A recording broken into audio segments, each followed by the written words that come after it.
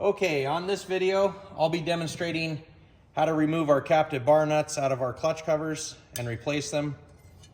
Basically, the tools that I'm using is a dead blow hammer and a 3/8 extension.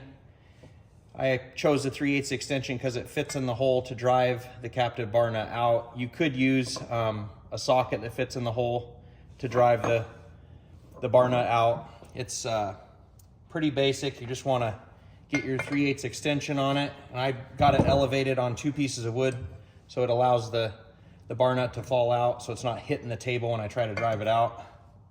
Just give her a good strike and that one will come right out. There's 2 of them out.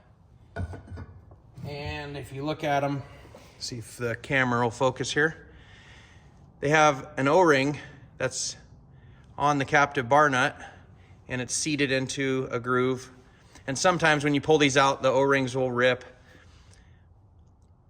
We do have these nuts available on our website if you want to change these out or whatever. But when I go to put them back in, I put a little dab of oil around the O-ring so they don't tear when they go back in. But it's pretty much just set it back onto your piece of wood, lube up your O-ring, and set it on top of the hole and give her a good strike. Same with the other one. Set it on there and they go right in. So everything's back to normal.